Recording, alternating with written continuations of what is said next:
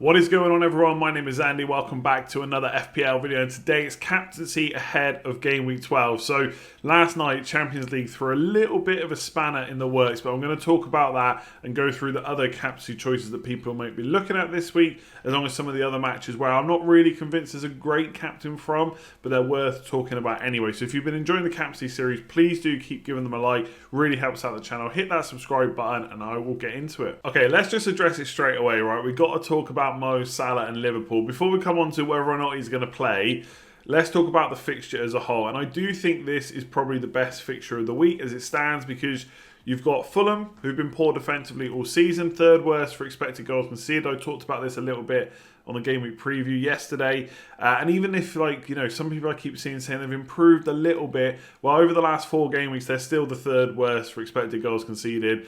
So I don't really buy into it too much. Plus, they're about to play the team who've created the most chances so far this season, right? Most shots in the box, etc. So I think quite comfortably this is the best fixture. The biggest question is, who do you captain from this fixture, right? Salah was looking like an obvious choice. A lot of people maybe ripping up their team, selling Kane, Son, Bruno Fernandes, whoever it might be to get him in. A lot of people I know have gone early. And I was fully expecting a rest in the Champions League, right? You give Salah a rest. He plays against Fulham. He plays against Spurs. Job done. Easy as that. But he's played 90 minutes, right? He's thrown a bit of a curveball, because not only did Salah start and play 90 minutes, Jota also started. I think he played 87 minutes. So it's a bit of a weird one, right? But there are some quotes from Klopp. So he was talking about Keita needing to get some minutes, right? But not being able to play so much right now. And he said, that's it. And that was the decision for Mo. Mo looked fine, and that's why we didn't take him off.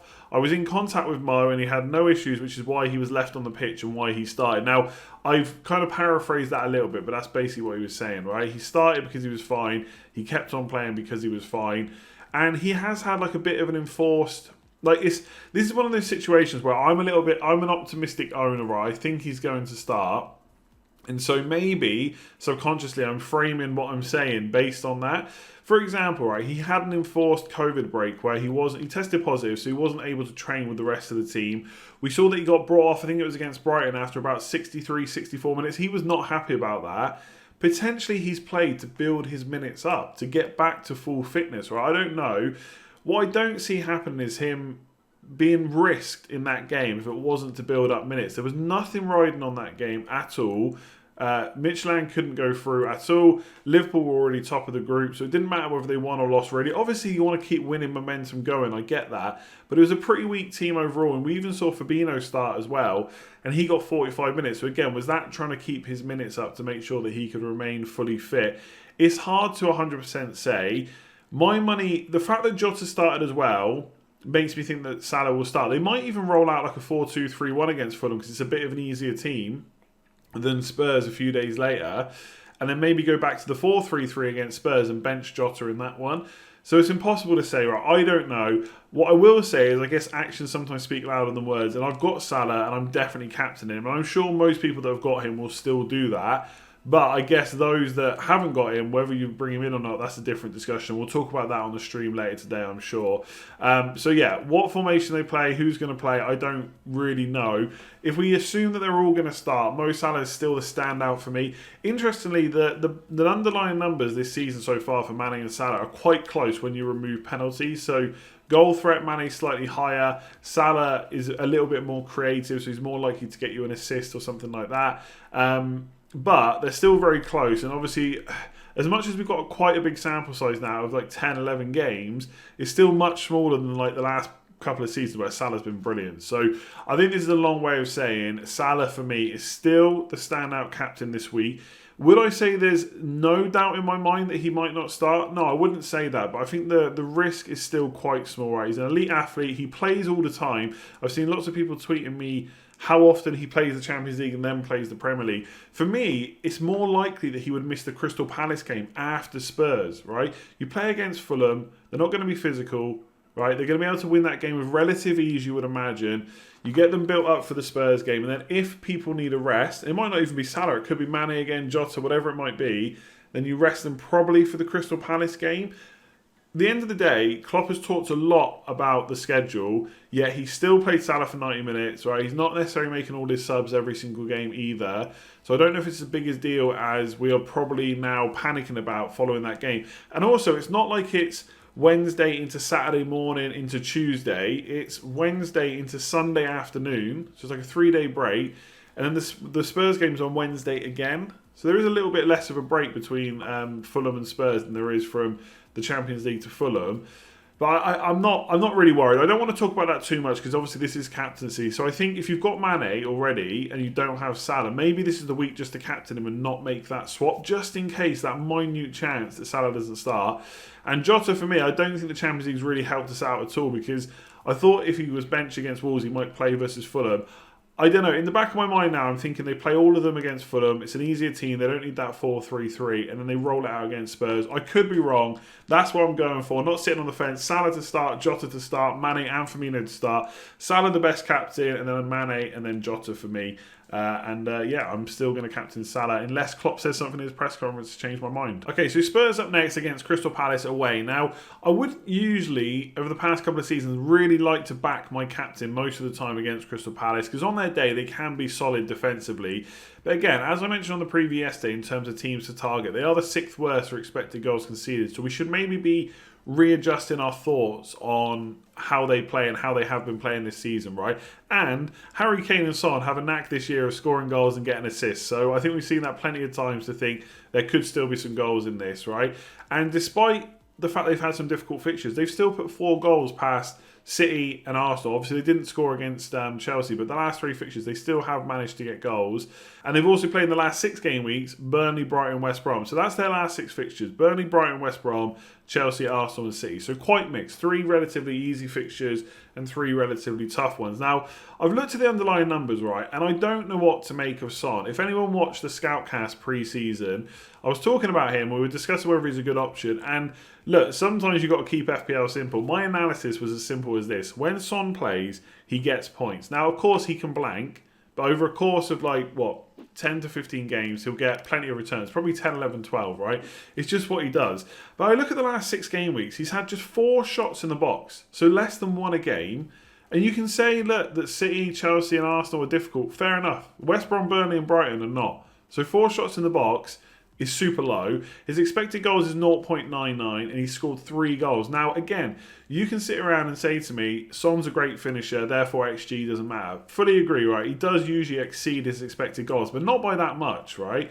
So at some point, if he keeps this up, and of course, the flip side is that he doesn't. He gets more shots, he gets more involved, that could happen, and the goals keep continuing. But at the rate he is firing right now, I can't imagine that he's going to keep up the rate of scoring that he's done if these stats keep on up. The thing is, Crystal Palace is a bit of an easier game, so I do think he's an okay captain. The other option is Harry Kane, who has done a little better. So 11 shots inside the box in the same time period. His expected goal is only 1.52, so not that much higher. And like Son, he also has 3 goals. Now, Arsenal, Chelsea, Man City, Spurs did sit back quite a bit and just basically waited to be able to attack. It didn't happen against Chelsea, but it did twice against Arsenal and they punished them, and it did twice against City and they punished them there as well. Now, it doesn't, just because they're waiting for a team to attack doesn't mean there's not a chance to counter-attack against a team like Palace, right? Because we would expect Palace to sit a bit deeper, but as soon as they lose possession, Spurs are going to move the ball quickly, Son's going to be on the last man, and we could see a similar situation. So for me, if you are wary of captaining a Liverpool player because of minutes, or you don't own a Liverpool player, I do think this is probably the second best fixture, not just because Spurs are doing so well so far, but Kane and Son just keep scoring goals. And no matter whether I think the shots in the box, etc., are low for Son, their goal involvement is so high. So over the last 6 game weeks, for every goal Spurs score when they're on the pitch, Kane's got 75% involvement, which is absolutely insane, and Son's is 50%. So if they score 2 goals, Son is involved with at least one of them on average over the last 6 games when he's on the pitch. So if they score against Palace, there's every chance it'll be a Son goal, Kane assist, Kane goal, Son assist, whatever it might be. If I had to pick who to captain out of these, it would still be Kane. I've been saying that for weeks, even back when I had Kane and Son and they had really good fixtures. I was still captaining Kane ahead of him. I think he's having more shots in the box. He's more involved. His goal involvement's higher, and he's got penalties as well. So he's the one to go for. If I had Son, no Kane, no Salah, then I would still probably back him. but I don't necessarily think it's the greatest game. I think it's one of those weird ones where Crystal Palace's stats are not good, and so I should trust them, right, and say there should be plenty of goals in this. But at the same time, if they turned up and defended really well, we wouldn't be completely shocked. So I do think this is a good fixture, and I'm fully expecting that when this fixture is played, my rank will go down because I only own Son, I don't own Kane, I won't captain either. But yeah, if you've got both and you don't want to go for Liverpool, I think Harry Kane is probably the way to go. So this is probably a little bit of a weird one to put in the main matches, but at the end of the day, any team playing West Brom probably has to be looked at unless it's Fulham. And I've seen a few people talk about Callum Wilson for captaincy. Again, maybe people that don't want to go for Spurs, don't want to go for Liverpool, and they're looking for something a little bit different. Callum Wilson is coming to the forefront of some people's minds. I will say it's a very few amount of people, but there you go. And I do think there's no one else to consider, right? It's Callum Wilson or nothing. And as always with a player like this, there's an element of punt involved because you expect Spurs to score goals, you expect Liverpool to score goals, Salah, Kane, Son, etc. are going to be involved. Newcastle, one of those teams where Callum Wilson's having a good season. His underlying numbers are really good per 90 minutes, and he does usually play up to 90 minutes in most games this season. His XG is 0.48, and that's without penalties as well. So to give you some context, Calvert-Lewin over the course of last season was 0.5. So he's right up there. And when Callum Wilson was brought by Newcastle, I was wondering whether it's going to be the Callum Wilson of last season who didn't really have a great time at Bournemouth, or the Callum season of the year before where he had a really good time for Bournemouth. And it seems to be the year before. So he is heavily involved. If Newcastle are going to score, he will be involved in it. And it's West Brom, so I'd expect Newcastle to score. The problem is, of course, the whole COVID situation. So we don't know who was affected. We don't know who's just had to self-isolate because they were near the other players. They've obviously not been training. The training ground's only recently been reopened. We don't even know if this match is 100% going to be on, but it does seem like it will be. And Callum Wilson's been on social media kind of talking about the match, so he seems fit.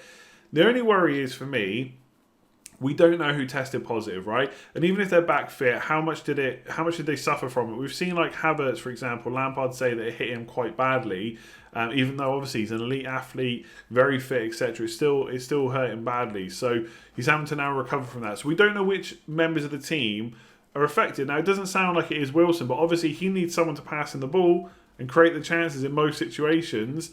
So how many of those players that are probably key to that have been affected and things like that? So that's what would put me off, and the lack of training. The only thing I would say on the flip side is Callum Wilson is not the most injury-free player, right? He's had quite a few problems. So actually an enforced break might not be the worst thing for him. So he just gets to do a little bit of light training at home or wherever it was, get back into training and ready for this game. So if you do want to go massively differential, I think this is a nice player to go for. I know he's seen as a bit of a troll in the community, but West Brom are so bad. He's had a little bit of a break, hopefully done some light training, ready to get back into it. Why not? If you want to go for a punt, go for Callum Wilson. So I think Werner is one of those players that I'm just going to keep backing and backing and backing. Eventually you'll get that big call and be like, right, I told you so, there you go. And to be fair, he has been ticking over with points, just not that big kind of 10 plus point haul that you really want from a captain, right? And I think it's a bit like a broken clock, right twice a day, as a famous philosopher, Jay-Z, once said in one of his songs. And if you look at his numbers, right, his non-penalty XG so far is 0.48. So that's actually the same as Callum Wilson. So that might actually put some people off. And it's a bit down from his 0.64 from Leipzig the season before. But I think in that team, he's got the potential to go up. And again, 0.48 is still quite good. You're then talking about potentially a good enough chances to get a goal every other game, right? So you're getting close to 20 for a season. I'm sure Werner will come out somewhere like that, or maybe even higher with penalties as well. In the last 6 game weeks, right, only Vardy and Bamford have had more big chances than Werner. In that time, he's only scored 2 and got 1 assist. Now, you can look at this 2 different ways. You can be that person that looks at it and says, God, he's had all those great chances, and yet he can't score. He's a poor finisher. He's in bad form. He's just not going to do it for Chelsea, waste of money, whatever your thought process is. Or you can look at it and say, right, I've got a striker that's getting nearly the most amount of big chances in the whole league, only 2 players ahead of him. Eventually, he's going to turn around and stick a few of them in. He's too good, right? And that is where I would mostly fall. Now, there's always other circumstances to take into account. Ziyech is now out. Is that going to be a bit of a worry? Will he get rotated? Where will he play? Left, right, centre, whatever. You've got those things to consider. But you want your player to be getting chances, and he is getting chances. And so that's where I would be. It's obviously frustrating if you've held him all this time and he's not got you what you wanted or you've captained him before. But I think this is a good fixture. Again, I've talked quite a lot about the game week preview. If you've not watched it, go and watch that. It's up on the channel as well. Loads of content in there. But we looked at teams to target, and Everton have been one of the worst defences this year. Even if you narrow it down to like last 4 game weeks, they're still right out there with the likes of Fulham. They keep conceding. They cannot keep a clean sheet. Coleman could be out. Luka Dean's out. Pickford's in goal. It's not very good for Everton, and I see this as a good fixture. Chelsea obviously one of the best attacks. And again, I keep talking about if you don't own other players. I'll say I still think Salah's a standout. I still would probably back Kane and Son ahead of Werner, but I do think this is a good game for him. Whether he plays on the right or the left, he's potentially up against someone who is either playing wing back, possibly out of position, or playing a fullback that's not used to playing there, because usually it's Coleman and Luka Dean. So they could be a proper fullback, but obviously they haven't had the minutes in the first team, is what I'm trying to get at. So I do think this would be good. Giroud could play again. In terms of other Chelsea players to pick from this matchup, I just think, will Giroud play again? He might do. Therefore, you could put him down as an okay captain choice. Pulisic, I'm sure, in weeks to come, will start being an option again, and we will talk about him more. But I just think he's had so many injury concerns so far this season, off the back of last season as well. Frank Lampard is going to manage him. Even if it's not managing his starts, he's going to manage his minutes, and I can't see him getting through too many 90 minutes over the next few weeks, and so that's why I wouldn't back him. And I know he's not in many people's team anyway. So Werner, for me, it's a good fixture. I probably would put him just slightly behind Kane or Son, but Everton are doing so well at conceding goals. Werner, again, he could have a big haul, especially when you add in potential penalties. He had a 16-point haul against Southampton back in, I think, game week 5 or 6, something like that. Could this be the game where it happens again? Owners, let me know in the comments below what you're thinking about him. So I want to quickly, briefly give you some thoughts on the other games, right? Because some of you might be thinking about captaining these games, and in particular, Jamie Vardy versus Brighton. It's probably a little harsh that I didn't put that in the main set of fixtures, but I'll go through these really quickly. So Leeds United versus West Ham. West Ham, as people have been pointing out to me, and as I've mentioned before, have been defending quite well. Could have conceded a couple of goals against Villa, but didn't, to be fair, right? So give them all credit. They have done well. Conceded 3 against Man United. Leeds United, are they a better attack than Man United? Some people might say they are. They're going to create lots of chances, second most shots in the box so far this season, etc. So I don't mind a Bamford captain this week. I think, again, if you want to go massively differential, it's an option. But on their day, Leeds can defend quite well. So I would see this being quite a tight match. Man United versus Man City. Very rarely will I touch a player as a captain in this kind of fixture, right? Because you don't know how it's going to go. A lot of people will probably go there and say, well, look how bad they were against Leipzig, etc. Fair comment, right? But on their day, Man United can defend, believe it or not. And last year we did quite well against Man City. For whatever reason, Ollie just got the better of Pep a couple of times. We played on the counter. Rashford, Martial did really well. And that's why I would just be put off. Now, De Bruyne steps up for big games, right? If I was going to captain someone in this fixture, obviously it'd be De Bruyne or Bruno Fernandes, pretty much. We think that Sterling's going to start because he didn't. He got a bit of a rest in the Champions League. Aguero's not going to start. Pep's actually pretty much said that. And Jesus is another option, but I wouldn't really consider him much of a captain. If you want someone that's going to step up in a big game, I think Kevin De Bruyne with penalties is probably the one. Or Bruno Fernandes, again, someone that's going to step up in a big game with penalties too. You could look at them, but also I would see this as a low-scoring game, maybe a 1 or 2-1 to either side, something like that. On their day, of course, Man City can dominate anyone and put 5 or 6 goals ahead. But there's so many better fixtures, I wouldn't be even looking at this one. Vardy's an option. Still not getting a huge amount of chances. Brighton, frustrating as a Lamptey owner because their defensive stats are pretty good, but they ain't keeping the clean sheets. And a lot of that is down to Matt Ryan. So he is a worry. So Vardy could be a good option if you've got him. Again, if you want to go a bit different. If you don't want to do the Vardy to Salah move, maybe you just keep Vardy and captain him. Again, with penalties, anything can happen in these games. And Arsenal versus Burnley, I don't know what it is. I just think at some point Aubameyang is going to put the ball in the back of the net. I know that's hard to believe right now. Burnley at home is probably quite a good fixture. I do think this will be low scoring, but if they do score, surely he's going to be involved. I could see like a 1-0 or a 2-0. And at some point, Arteta is going to have to tell his team to attack. And to be fair, all jokes aside, I did think they were all right against Spurs. It just so happens that when Spurs catch you on the counter, they destroy you quite quickly, as they did. But in terms of attacking threat going forward, I thought Arsenal weren't bad at all. The final chances they created were not fantastic, but they were trying to make something work. And they're going to have a lot more of the ball against Burnley to try that again. So Aubameyang started to have a few more shots. Whether or not the quality of them is that good, it doesn't really look like it. But hopefully he and Arsenal can only get better. I'm sure fans are hoping for that as well. So I think this is an outside okay bet of when he might start showing some form.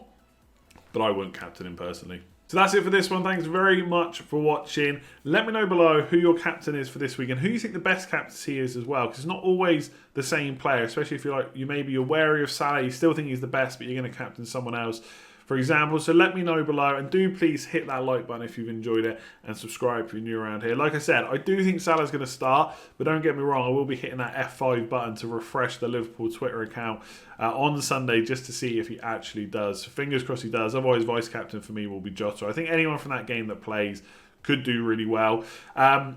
Last thing, if you haven't already signed up to Patreon, you want to support me and the channel and help us grow it and get it even bigger and better than it already is, please do check the link in the description below. Everyone that signs up gets a shout out on the Legends wall. There's Slack access as well, WhatsApp access, team reveals, all that kind of thing is all over there. So we've had a lot of sign-ups over the last week. So big shout out to everyone that signed up, and Jake G, who has signed up since the last video. Massive thanks to everyone that signed up. Anyone that's supporting the channel through likes, subscribes, comments, sharing the videos, all that stuff. It's all very appreciated. I will be back tonight with my usual stream at 8 o'clock. It's like a Q&A stream. If you've not already checked that out, that's Thursday night. And then on Friday, I'll be doing a deadline stream at 5:30 till 6:30 to bring in Game Week 12 before we start looking ahead to that early deadline in Game Week 13. So I'll leave it there. Give it a like, hit that subscribe button, and I'll catch you this evening.